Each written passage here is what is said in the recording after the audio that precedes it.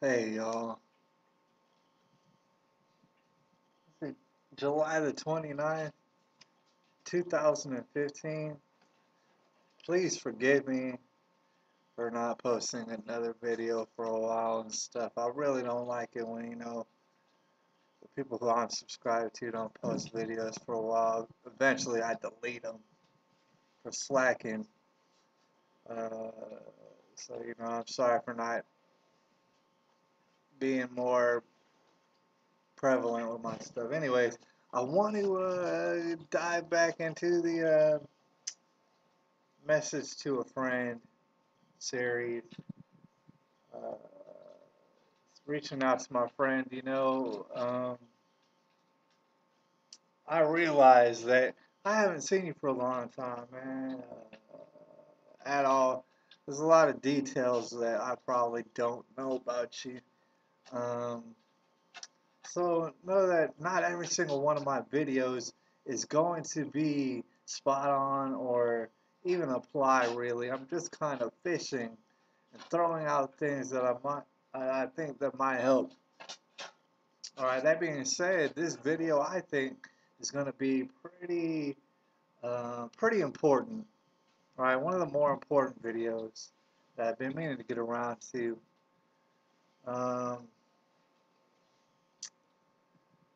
Concerning, basically what I'm getting at with the whole idea behind this series is that you can't seem to maintain a relationship the way that you want to.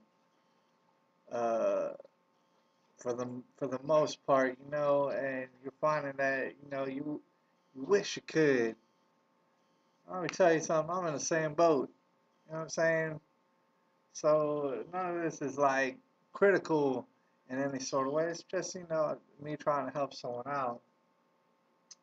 One thing that I do have to point out, which is should be pretty obvious, is that when you're trying to have a relationship, when you're trying to get one, make it successful, have a solid foundation and just successful for both parties and enjoyable, um, it's going to be pretty much a bitch right now here in America in our society because the way things have been going for the past few decades is marriage has been on the decline.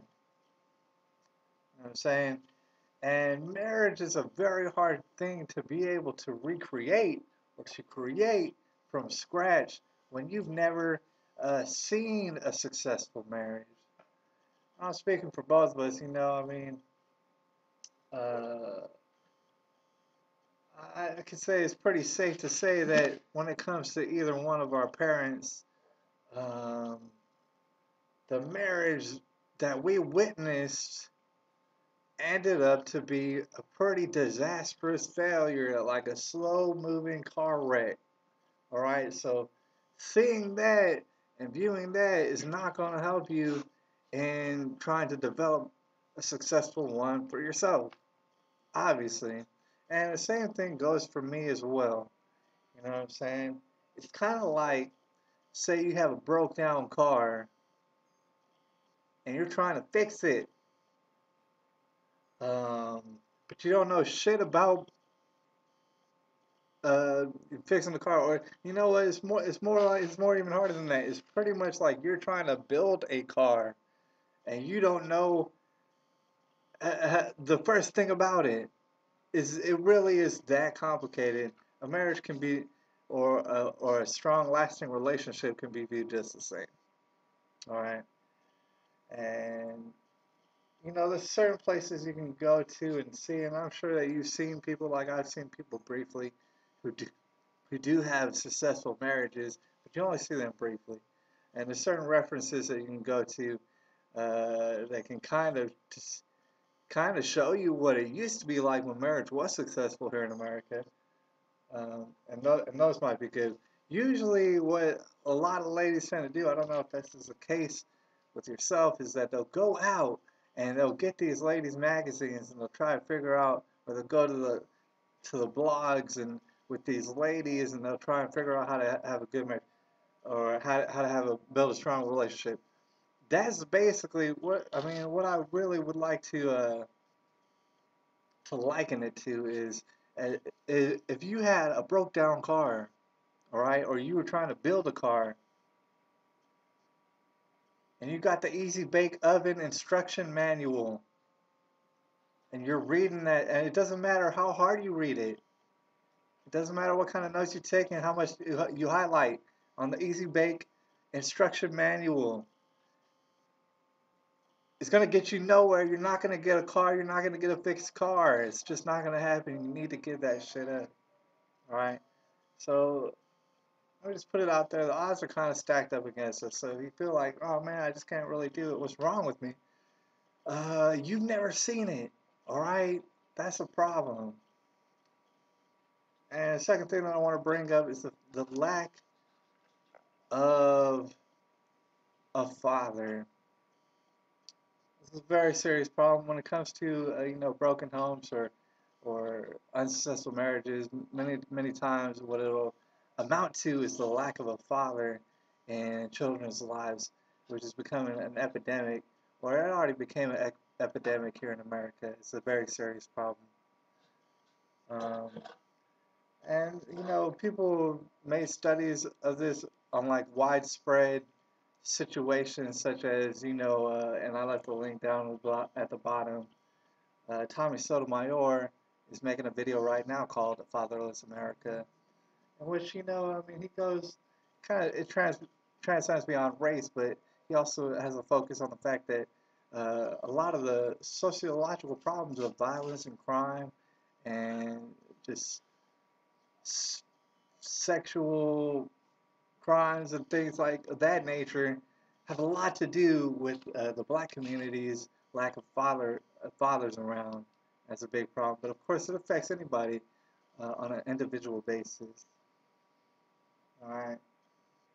Uh, Lots of times you just grow up without a father. Maybe you have a stepfather, and studies that can be looked up show that a stepfather, although being much better than not having a father, uh, doesn't exactly replace a father by any means, because there's actual hormones and balances that are created in the DNA between an actual biological father and daughter, or father and son, which just scientifically will help the child mature, and sociologically will help them in certain areas of confidence and of risk management and things of that nature. So this is a pretty big obstacle as well. I just gotta put it out there, man. I know that your mom meant to do her best, and that's exactly what she did. And I don't know how much you would like to hear this, all right? But your stepfather, like a lot of people's stepfathers, wasn't shit. Now, there's a lot of people who do have stepfathers who was shit, who really did make a difference, and God bless them for that.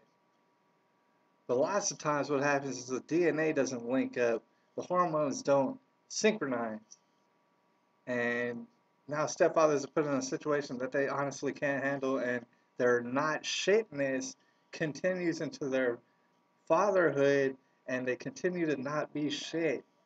All right, so that happens. And I know that you might be saying to yourself, man, I didn't really have a father. My father, couldn't be around my childhood. But you know what? I came up just fine. I have a good ass job right now. I take care of myself. You know what I'm saying? I don't have any problems. I really don't think that has anything to do with my problems. Uh, the thing is, man, you know what I'm saying? I have a love for you. It's not like I'm trying to poke at you and show you like things that are wrong with you. I'm really trying to offer whatever help that I can, whatever solutions that I can. The thing is that, and I do have a link to a certain article below that makes reference. I have a link to why kids need dads. I have a link to I believe why people don't think kids need dads, and then I have a link to, specifically the role that a dad will play in the daughter's future relationships and how he affects her development in that respect. And I'll agree, you are just fine, you know what I'm saying? You get along just fine. But the thing is, if you realize that you have a problem or that you want to solve, you're probably looking at the effect as far as that you can't maintain a relationship. Then you got to realize, well, maybe to this effect that there's going to be causes. You might want to at least take a look at the causes, and see if maybe any of them apply to you. Or for that matter, myself, I like to look and see, maybe, you know what I'm saying? It's a good idea to see if maybe you can reverse engineer some of your deficiencies to see how you can make yourself better. Because the thing is, man, you're not, I mean, if you're looking for a guy in this case, you're not going to make him better. All right? He's going to be exactly who he is. And either he's going to be good enough, and he's going to be worth it, or he's not going to be. There's nothing that you're going to change about that. What you can do is see what might be holding you back. You know what I'm saying? Um, so really, that's all I have on that. But I think that it will help. And the thing is now, I mean, basically, you're in the dark. You're in the dark on this. I'm in the dark as well. I'm saying we're gonna have to feel our way out. But the thing is, we're not gonna solve this by not admitting that there's a problem there. By saying, oh, I'm just fine.